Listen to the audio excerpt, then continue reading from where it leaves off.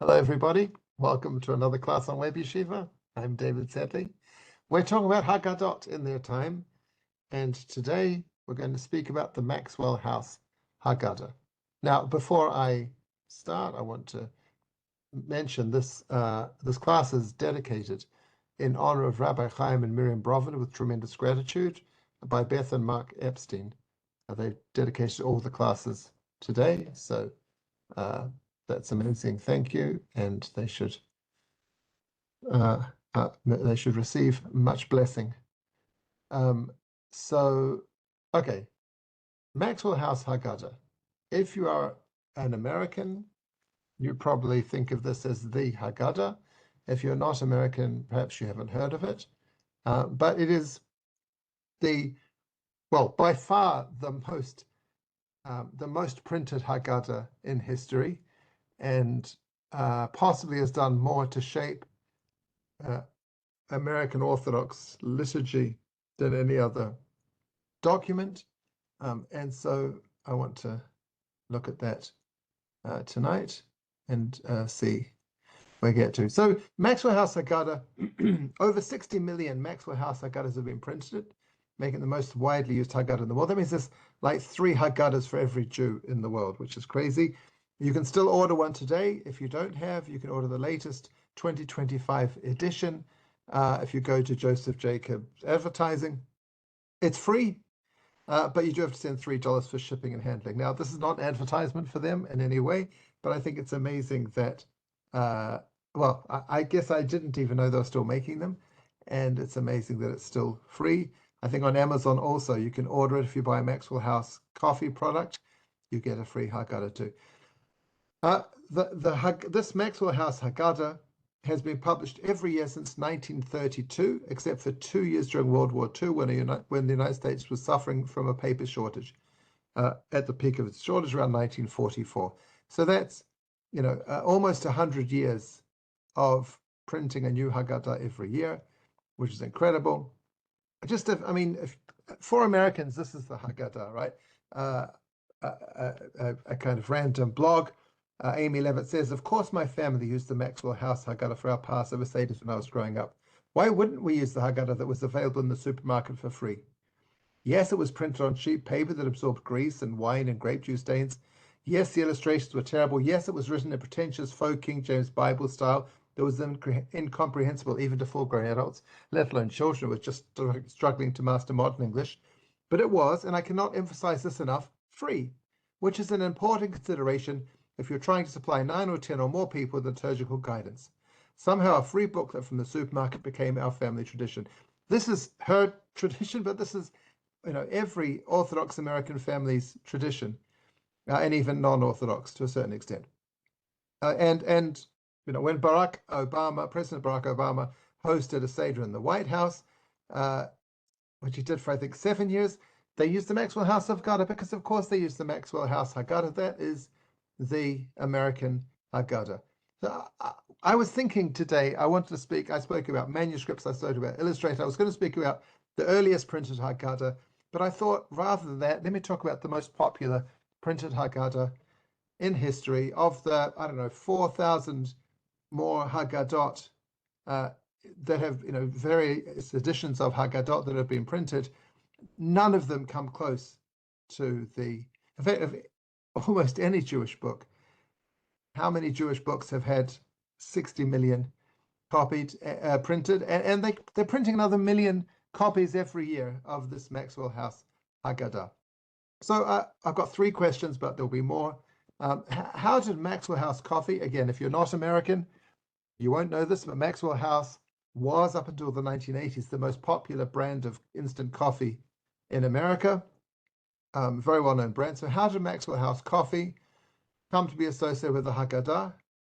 How has the Haggadah changed over the years, and how do those changes reflect the changing dynamic in American Jewry? And I guess up front, I'll say I couldn't find anywhere online after a whole day of searching. I couldn't find a full Maxwell House Haggadah earlier than 1965. So I would have liked to have shown more changes and more evolution, but just look from 1965 to 2011, I think there's some significant differences we can talk about anyway. But if anyone has an earlier edition than that, I'd love to see it. Send me a PDF of it.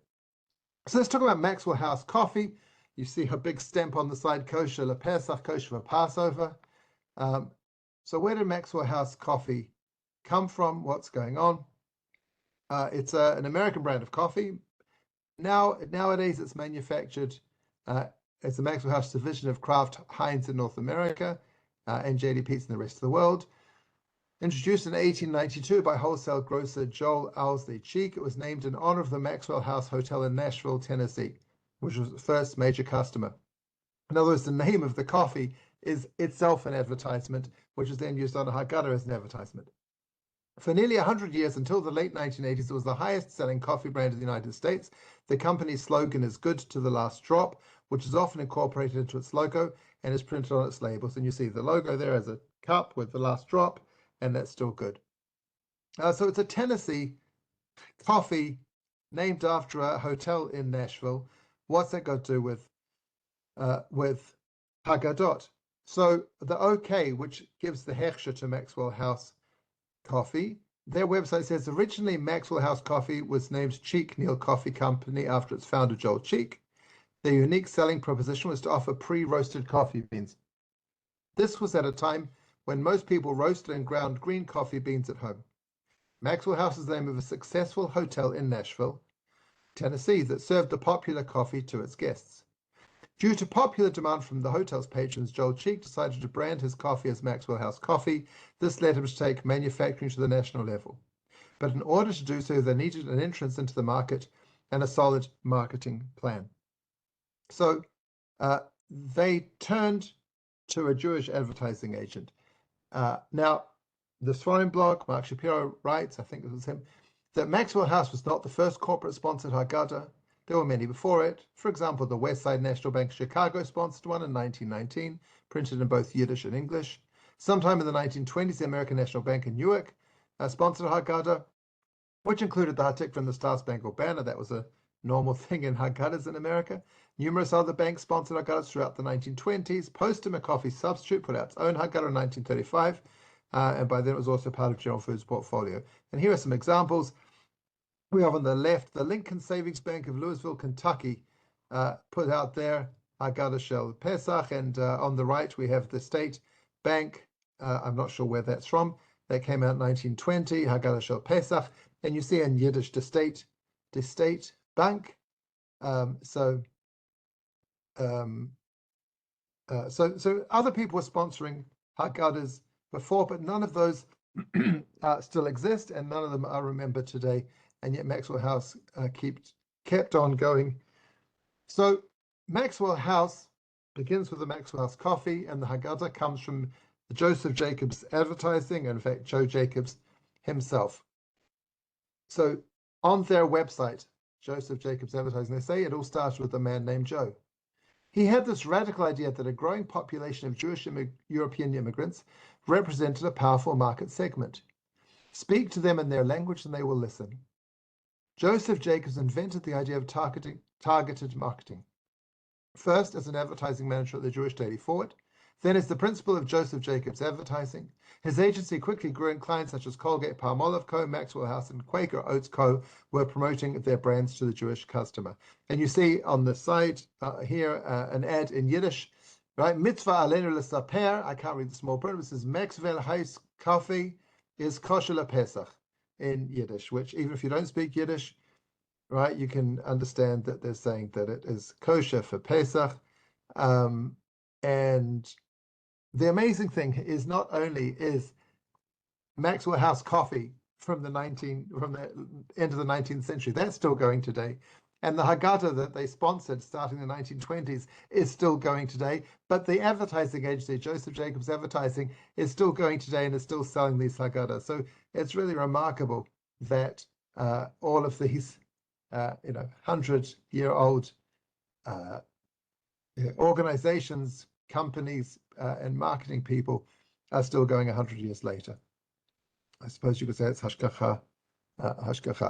So I have not seen the TV show Mad Men, but that's set in the 1920s. It's talking about advertising. And Kerry Steinberg wrote a book called Jewish Madmen, talking about how advertising targeted and impacted the Jewish market. So she has a whole chapter on Maxwell House and Manischewitz, M&M as she calls them. Great, a really interesting book. I think I recommend it. So she writes that since 1919, the Joseph Jacobs organization has played matchmaker, pairing mainstream companies with the Jewish market. For 95 years, this agency has steadily guided ordinary household products into Jewish homes. Its list of achievements include the implementation of market segmentation to the Jewish community, being the first Jewish advertising agency to contract with major U.S. manufacturers, creation of the K symbol to designate kosher certification, creation of the OU symbol to designate certification by the Union of Orthodox Congregations of America. So they've really been very influential. I guess for people outside America, we kind of think a little bit that America is one giant advertisement, and that advertisements shape America as much as the other way around.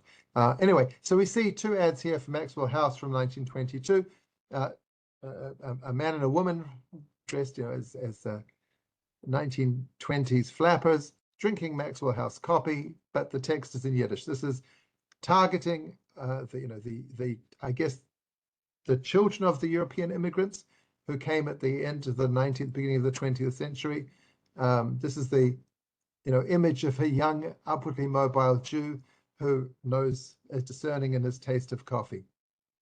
And I guess I didn't put in all that many ads, but we'll see some cases of changing advertisements and a changing narrative of who should be drinking Maxwell House coffee.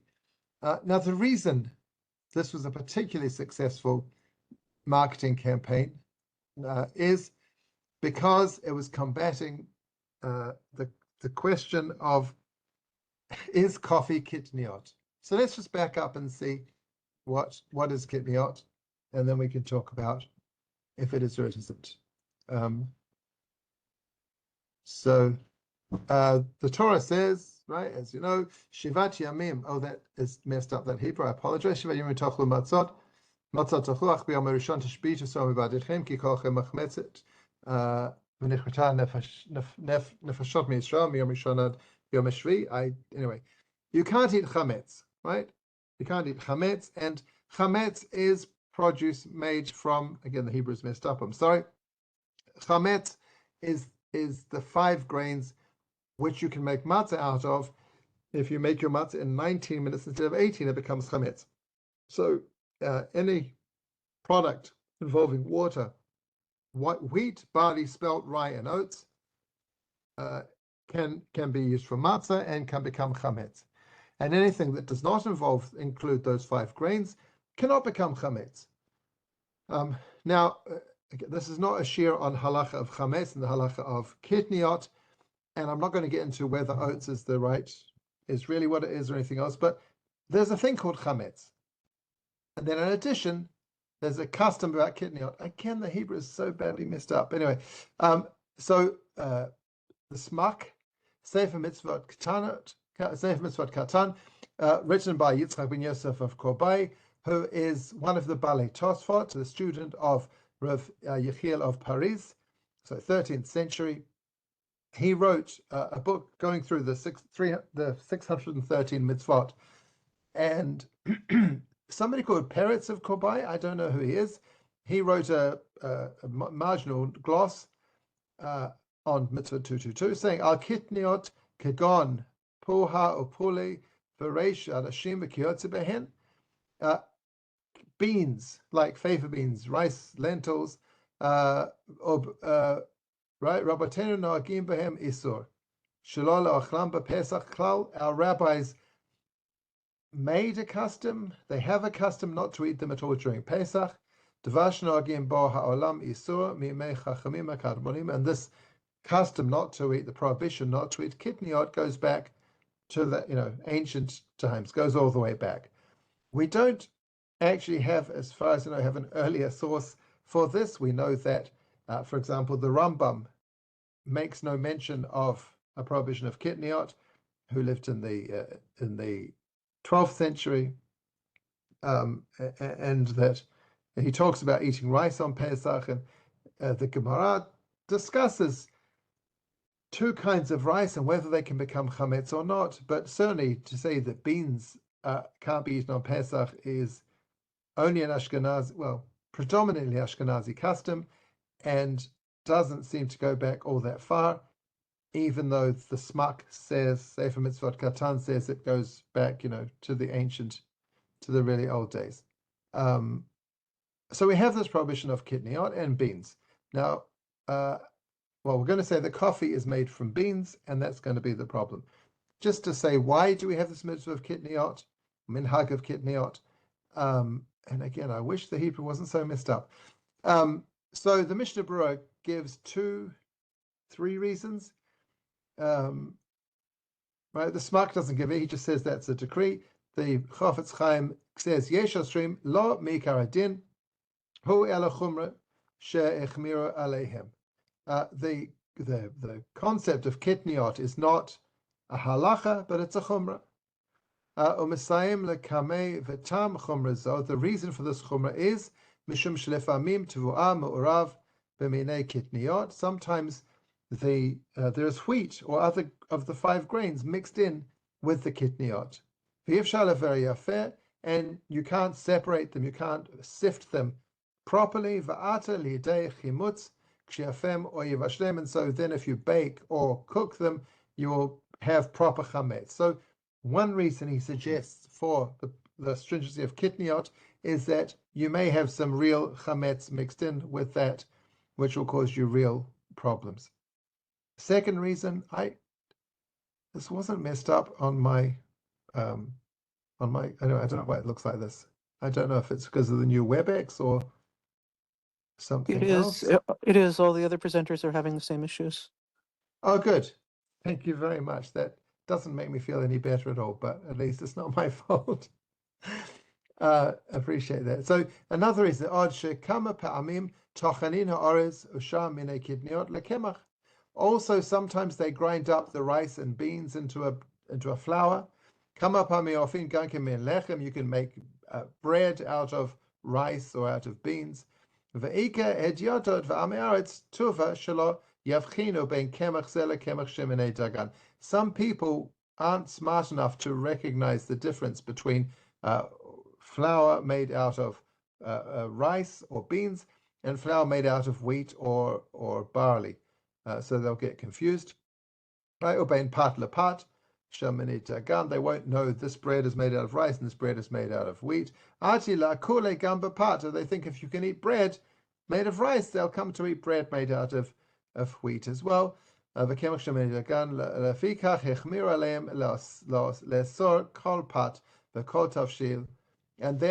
the rabbis, the people, the custom came to prohibit all bread and any cooked dish, even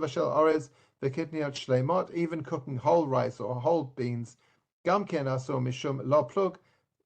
Once you made a decree, that decree applies across the board, even if the reason for it doesn't apply in that case. So no, thanks, right?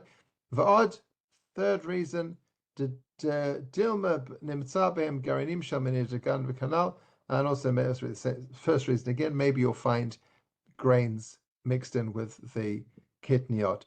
So Ashkenazim, generalizing, Ashkenazim in general don't eat kitniot. Most Sephardim do, but some Sephardim, different communities, some don't eat rice, some don't eat other kinds of kitniot. And then we get into the question of what is included in the prohibition of kitniot. And this is a long-standing problem. It's been going, discussions happened for hundreds of years and got even stronger nowadays.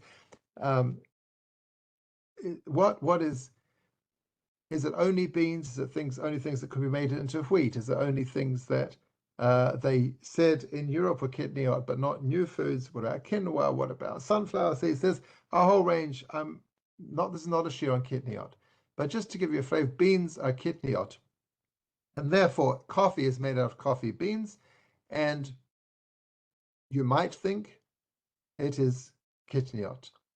So I just want to talk about when did coffee, right? People have had beans for a very long time. but coffee is a more recent invention, at least in Europe, where this is the issue. So drinking coffee dates back centuries in Ethiopia and later Yemen. It was already known in Mecca in the 15th century, and also in the 15th century, Sufi monasteries in Yemen employed coffee as an aid to concentration during prayers. So the Sufis are drinking coffee, that becomes part of their religious ritual. However, coffee later spread to the Levant in the early 16th century. It caused some controversy on whether it was halal in Ottoman and Mamluk society. So they had, not the same, but a similar machloket about whether coffee is kosher or not, whether coffee is halal. Then coffee arrived in Italy in the second half of the 16th century through commercial Mediterranean trade routes, while Central and Eastern Europeans learned of coffee from the Ottomans. By the mid-17th century, it had reached India and the East Indies. So Europeans and rabbis were discussing whether coffee was A, kosher, but B, kosher for Pesach, all the way back to the 16th, 17th century. I do not know that, Michael. I don't know if that's your April Fool's Day or if that's a real thing that you have heard, but sure. Coffee houses were established in Western Europe by the late 17th century, especially in Holland, England, and Germany. One of the earliest cultivations of coffee in the New World was when Gabriel de Cleur brought coffee seedlings to Martinique in 1720. These beans later sprouted 18,680 coffee trees, which enabled its spread to other Caribbean islands such as Saint Domingue and also to Mexico. And by 1788, Saint Domingue supplied half the world's coffee. Since early 1800s, Brazil has supplied the majority of the world's coffee. Anyway, the point is that this is not a new. This is not like coming to America and saying is turkey kosher. No one's ever seen a turkey before, or saying is quinoa kosher for Pesach. No one's ever seen a quinoa before. Coffee was something that had been discussed for hundreds of years. So the question is whether or not it is kitniot. So is it or isn't it kitniot? Wikipedia tells me that coffee comes from coffee beans. The coffee bean is the seed from the coffea plant, and the source for coffee, it is the pit inside the red or purple fruit. This fruit is often referred to as coffee cherry, and like the cherry, it is a fruit with a pit. This is, I don't know who wrote this Wikipedia page, but it's very circular. Even though the coffee beans are not technically beans, they are referred to as such because of the resemblance to true beans. The fruits most commonly contain two stones with their flat sides together. A small percentage of cherries contains a single seed called a pea berry. Pea berries make up only around 10 to 15% of all coffee beans. It is fairly common belief that they have more flavor than normal coffee beans. Like Brazil nuts, a seed, and white rice, coffee beans consist mostly of endosperm. So they are definitely not a bean botanically, but they look like a bean and they're called a bean. Now, here's what they look. Why can't I turn the page? I don't know. This is what they look like when they're the cherry. This is the fruit, the coffee fruit at the top, and inside, if you cut it in half, we see the bean inside, the unripe, immature bean inside the coffee cherry. And a coffee tree averages from 5 to 10 meters in height. They're 16 to 33 feet. As the tree gets older, it produces less fruit, loses pest and disease resistance. Coffee beans come from the seeds which are contained in fruits from trees and shrubs naturally grown in African forests. Humans produce coffee by roasting, grinding, and brewing the green coffee beans. So a bean, the kind of botanical definition of a bean, is something that grows underground, I think, right? That except for potatoes, which are not kitniot, but beans either underground or perhaps like peas, they grow on small vines, plants close to the ground. But a tree that is 10 meters high is certainly not a bean, and the fruit it produces doesn't look anything like a bean. So it seems obvious, right? You would think that if somebody thought a coffee bean was kitniot, they were just making a mistake. They didn't bother looking on Wikipedia to see where coffee comes from, and they looked at what it looks like and see what its name is, and they just made a mistake. But in fact, it's not quite as simple as that. Yativ Panim, Rikusia Yehuda Teitelbaum. Now, there were 3 or 4 rabbis with this name, one of whom became the Satmar Rav. One was this one, I think, is Rav of Sigit. The Rebbe is a Chassidish family. All the Teitelbaums are Chassidish, and many of the Rebbes are called Teitelbaum.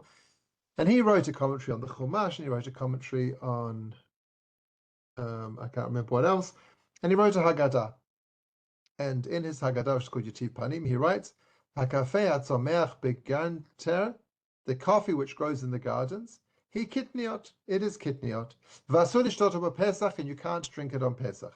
Kevan shegadal, I can't see what that word is. Bisharvitin, I think it grows in a pod, so it's demei lachadal. It's similar to mustard, she'asur mitam zeh, which is forbidden for this reason, kamosh gatuf, tori zahav, etc., etc. So he says he's not saying out of ignorance that he thinks it's a bean. He's seen the tree growing in the garden. He knows where it comes from. And even so, he's decided that this coffee bean is kitniot, even though it's nothing like a broad bean or a green bean or a chickpea. He's decided because it grows in a pod, it is kitniot. I must say, even though he's related to the Satmar Hasidim, the famous Satmar Rav did drink coffee on Pesach and talks about it in his Haggadah. So this chumrah of making coffee into kitniot, did not seem to stick around, certainly in America, or in fact anywhere. But so again, the idea that coffee might be kitniot does not come from ignorance, right? Not because I don't know where the coffee bean comes from, but rather that I see something in this coffee bean which makes me think it's like something which is kitniot rather than like a cherry which is not kitniot. And again, the definition of kitniot is, as Rav Moshe Feinstein was a very narrow definition. He said anything that wasn't forbidden by the Jews in Europe is not kitniot. So if we don't know that they didn't eat it, we can eat it. Others say everything is kitniot unless we know they did eat it in Europe. So all you can have on Pesach is potatoes. And then there's all sorts of views in between. Because it is a minhag and not a halacha, it depends on what people do, and therefore there's no, as much as people try and use their thumbs to try and figure out, according to Rambam, this is kitniot, and according to this is not for Pesach, but Rambam finds kitniot in terms of Orla and Shemitah. All of the kind of lumdus doesn't really make sense when you're talking about a minhag. So, yeah. Wait, I'm recording, right, Ezra?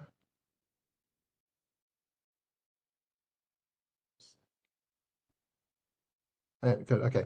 Anyway, so Yativ Panim certainly and others say that coffee is kitniot. The Chida.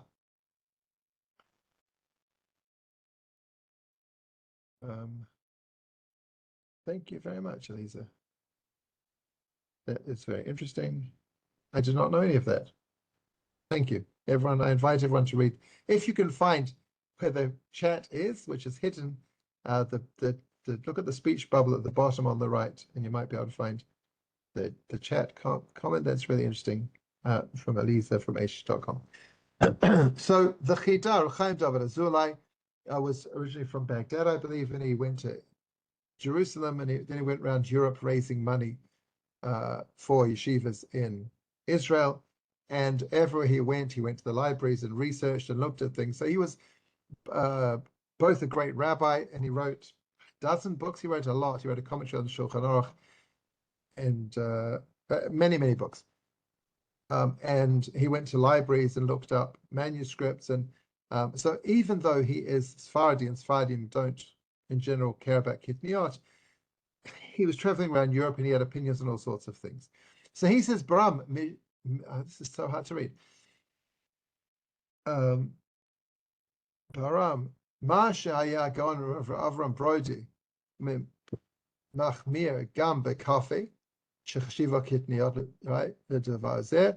That's our kitniot. So regarding Rabbi Avram Broda, who was stringent and said that coffee was kitniot, the devar zeh yislach adon, may God forbid him, may God forgive him for this view. He who pre-eats feilan, because coffee is a tree; it comes from a fruit. Ashir I think it's India and America.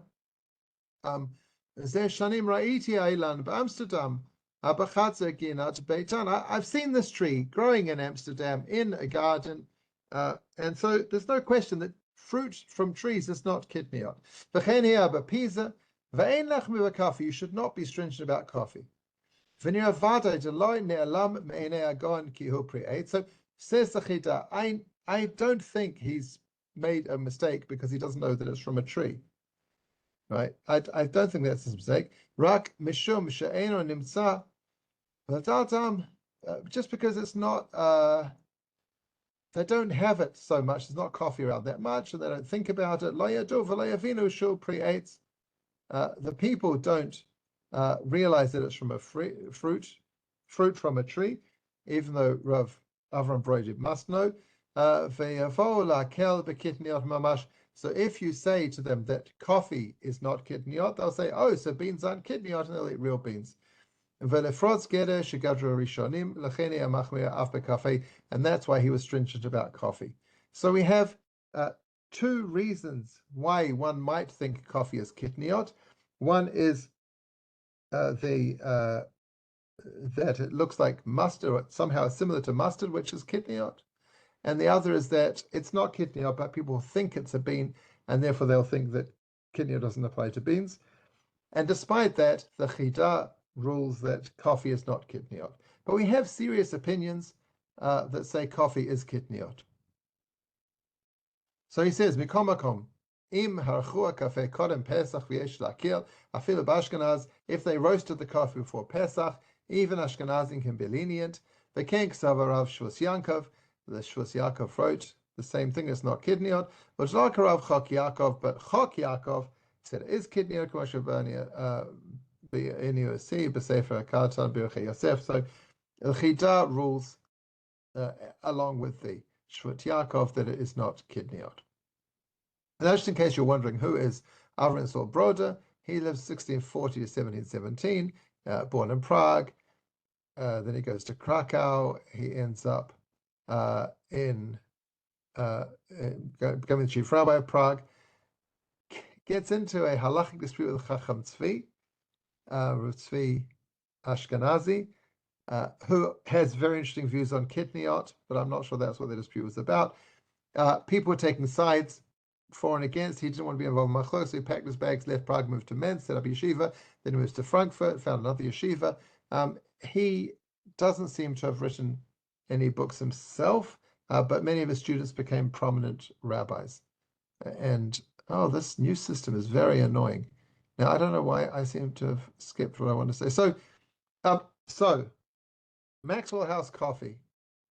Maxwell House Coffee want to sell, or Joseph Jacobs advertising company want to sell Maxwell House Coffee to Jews on Pesach, because Pesach is the best time to sell to Jewish families, because everyone's there and everyone's going to, if you have it at Pesach, you'll keep having it all year long.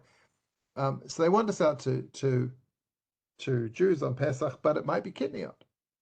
And Jews come to America, they're not sure if they can trust the kashrus of the coffee and certainly everything around Pesach. So Joseph Jacob goes to a rabbi. Now, this is a bit confusing.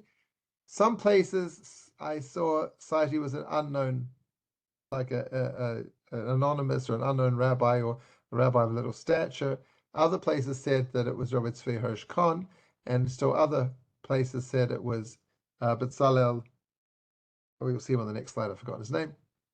So I don't know for sure who gave the original heter for Maxwell House to say that that coffee is not kidneyot, but it seems, well, anyway. So Maxwell House adds, apparently touted the virtues and qualities of the coffee. It was kosher for Passover and packed under the supervision of Rabbi Tzvi Hirsch Khan, as it had been in previous years, and was the only coffee for Passover approved by the rabbinical periodical Hapardes. So Maxwell House starts pitching to Jews and gets a heter in the 1920s, right? But 32 is when their Haggadah comes out. And we have here, this is Rabbi Tzvi Hirsch, his stamp saying he's gone to visit a factory and he said it is kosher for Pesach.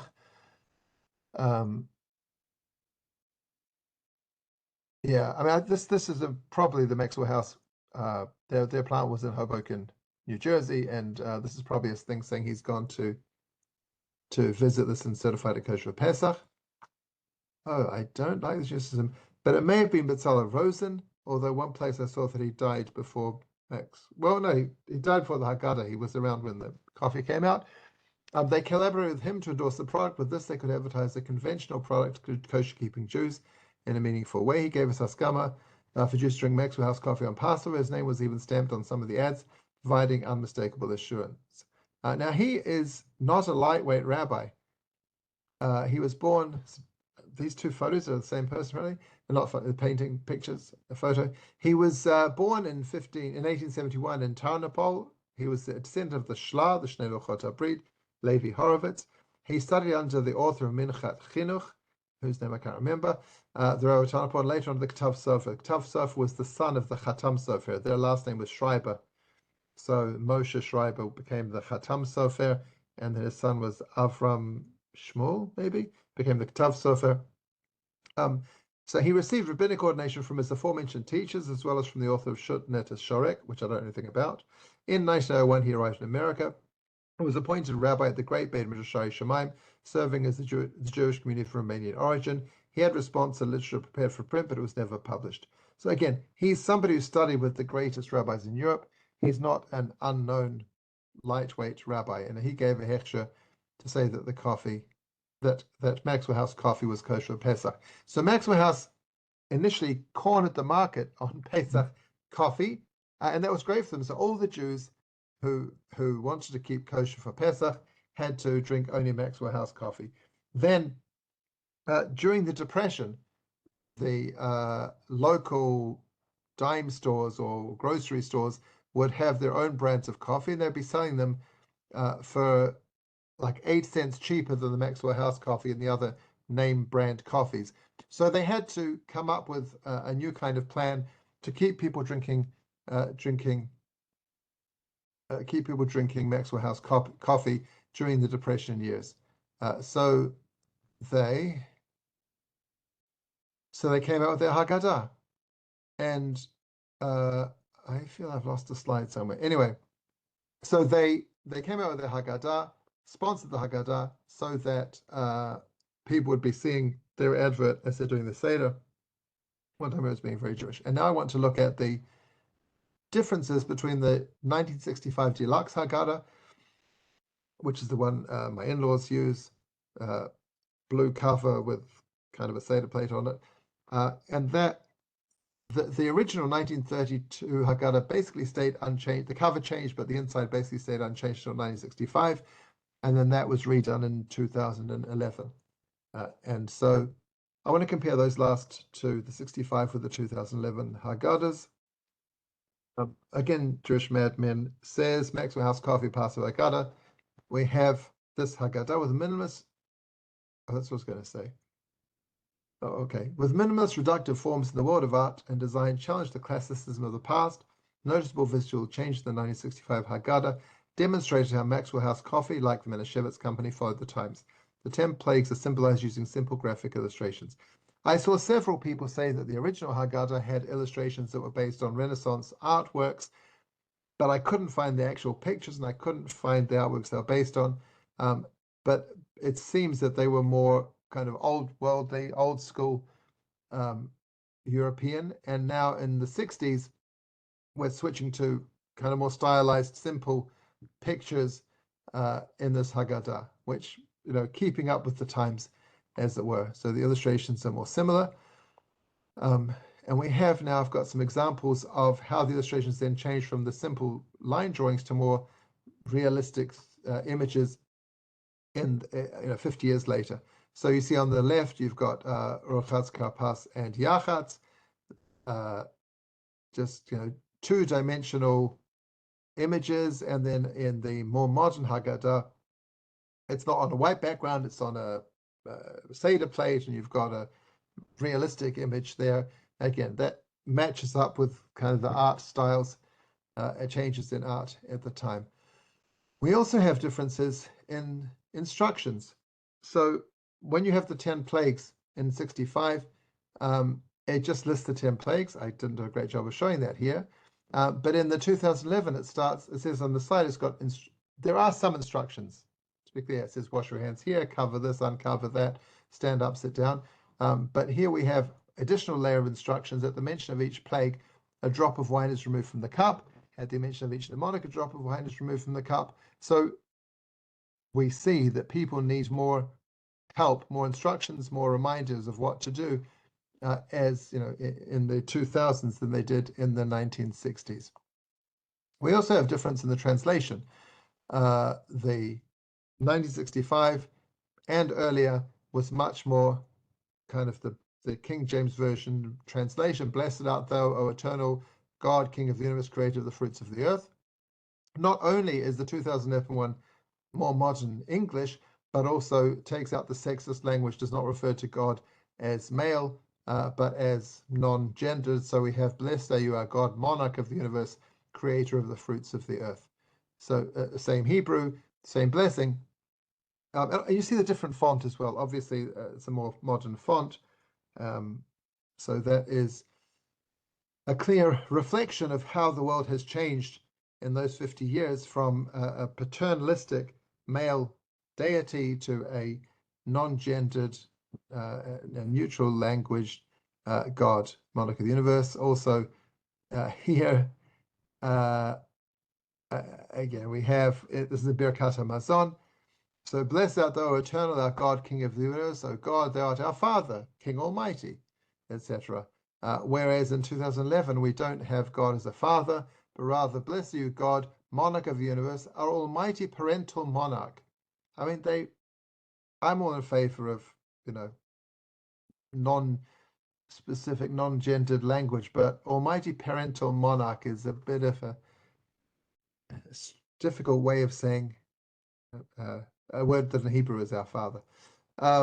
Anyway, so we see that change, even when it is not an obvious or simple change. Like, I'm all for changing the 4 sons to the 4 children, because banim could be either sons or children. But, it gets more complicated when you're talking about God as our father, as our parental monarch. I just put this in because, again, I love the word verily. We've lost our verily in 2011. But also, and I don't really know why they would have done this in the original Maxwell House, but if you look at the last line of the first, on the left of the first little piece of the 2 pages, all right, when it says the Chachamim Omrim, they translate as the doctors, however, say the days of your life. Right? Why did they decide that Chachamim are doctors when it's talking about the other rabbis, Rabbi Akiva, Rabbi Eliezer, Rabbi Yeshua, Rabbi Tarfon? So here, the newer translation, which by the way was done by a high school teacher in New Jersey. So here it says, the sages say the days of your life, right? And Chachamim is much more similar to sages than to the doctors. So I thought that was interesting.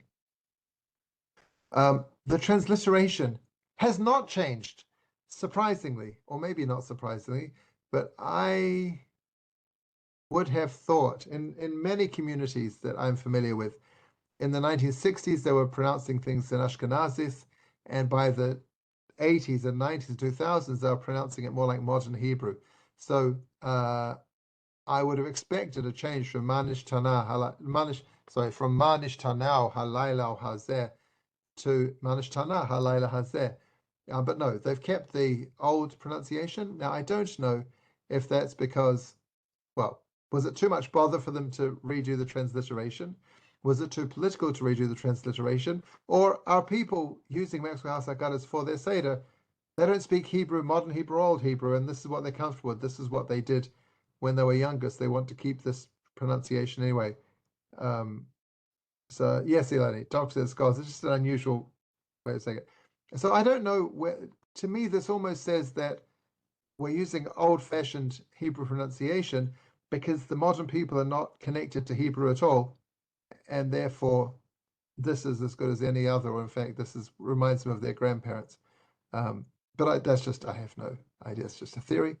Or if you look at what constitutes a family in 1965, unsurprisingly, so The Seder starts off, there's a man leading the Seder, looking kind of a bit like the Joker from Batman, really, glaring across at, I guess those are his sons and either a daughter or his wife, I'm not sure which. But it's kind of a male-dominated Seder. By the end, by the time we get to the third cup, there's just 3 men in the picture. The women have gone to bed. Whereas in the Maxwell House 2011 Haggadah, we have a girl asking Manish Tana.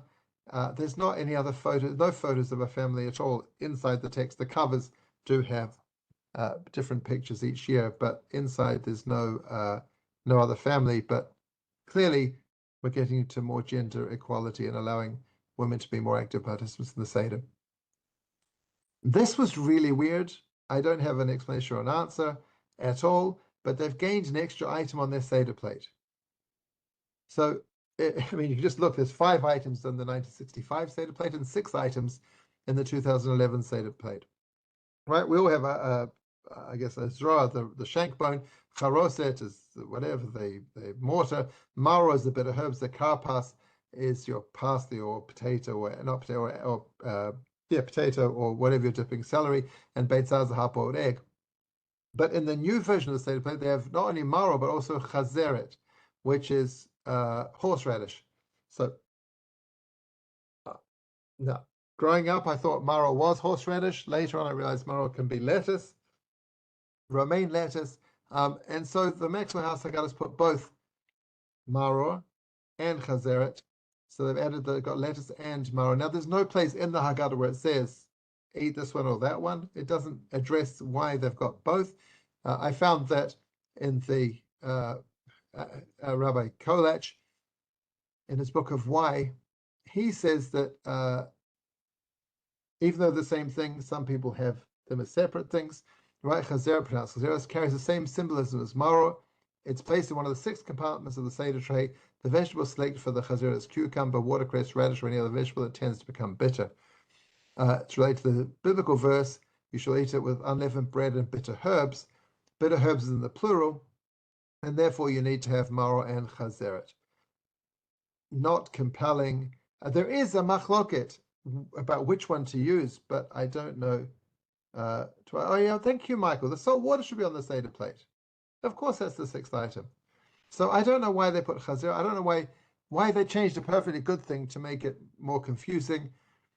But I thought that was very interesting. And yes, I don't know why they left the salt water out, right? But there's no room for salt water on either of their Seder plates. So you do see on the cover of the back cover of the Haggadah, you see now by the 2000s it's an intergenerational hug. It's not the father teaching or the father and mother teaching their children, but it's really the grandparents passing. This is something the old people do when trying to pass on to the next generation. Yes, I mean you don't have to have a Seder plate at all, but yes. Anyway, so we see now that kind of the kids or the parents of the kids are perhaps a little bit losing touch, and they need the older generation to come and pass down the Seder to their grandchildren. Again, that's a great thing. The Gemara somewhere says, where Kol Lamed Ben Bitul Torah Kedushin, right? Gemara Kedushin. Kol Lamed Ben Bitul Torah Kilo Shema Mahasina Kibla Mahasina. If you teach your grandchild Torah, it's as if they heard it from Mount Sinai.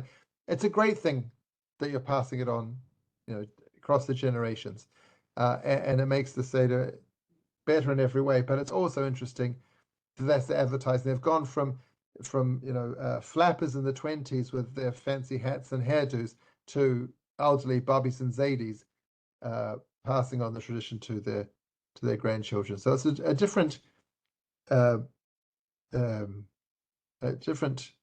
audience they are pitching to.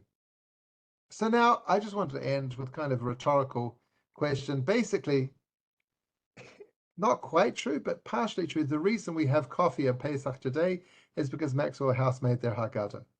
If they wouldn't have made their Haggadah, if they would have got a hechsher from some rabbi who today we've forgotten about, who said it's not kitniot, maybe there'd be more chumras. Someone would come along and say, no, I think it is kitniot, and they'd quote earlier sources. Maybe we wouldn't be having coffee on Pesach. So for that alone, I'm very grateful to the Maxwell House Haggadah. And just very quickly, kind of as a joke and kind of not, are peanuts kitniot? Now, peanuts are called nut, so you might think they grow on a tree, but actually they are a bean. In real life, they're a bean. So Rav Moshe has I don't know why I put this here. I ought to got all messed up, and I'm sure it's my fault. But anyway, Maxwell House made this. If you saw, I did not, but if you saw The Marvelous Mrs. Maisel, set in the 50s in New York, so Maxwell House made a Haggadah in pink instead of traditional blue, with all sorts of things to tie in with the TV show, which is kind of cute. And harps back to that they were around then when she was doing her thing in the 50s. Maxwell House was there. So I want to say our peanuts kidneyot. Rav Moshe Feinstein famously wrote a tshuva in, I guess, the 1960s, where like it's a column and a half about whether peanuts are kidneyot, and he says absolutely not. They're definitely not kidneyot. He's replying to somebody who challenged him and said they were kidneyot. I can't read the Hebrew, so I'm just going to read the translation, which was done by ChatGPT, by Copilot. Therefore, peanuts were also not forbidden in many places as mentioned. Right? He starts off by saying, in Europe, we used to eat peanuts. Peanuts are not kitniyah on Pesach. In a place where there's no such custom, one should not forbid, because in such matters one should not be stringent, as stated in Chok Yaakov. And for those who have a specific custom not to eat peanuts, it's forbidden for them to eat peanuts, but out of doubt one should not forbid. Therefore, it is appropriate to give kosher certification that no chametz was mixed in, and those who do not observe this prohibition may eat them. So I've seen the kosher certification is given for peanut oil for this reason. Rav Moshe Feinstein, who was one of the greatest American rabbis in America of the 20th century, without a doubt, he says unequivocally that peanuts and peanut oil is not kitniot, may be used on Pesach. If you look on the OU website, though, now they say in Europe, different communities have different customs about peanuts. Some consider them to be kitniot, while others ate peanuts on Passover. Many years ago, we used to say it was kosher. Peanut oil was good. However, in recent years, we've stopped certifying peanut oil as kosher, and we can't recommend that people whose custom is to use peanut oil use uncertified peanut oil, and therefore you can't have peanut oil anymore on Pesach. So in contrast to Maxwell House Coffee, where they got not a nobody, but a relatively unknown rabbi to say that that coffee is not kitniot, and it's remained that way. Peanuts used to be not kitniot. The O used to give them a hechsher, and now they've become kitniot. So I wonder what would have happened. I asked AI, what would have happened if the peanut company would have produced a Haggadah for Pesach? Would be eating peanut butter this year on our matzah? That's it.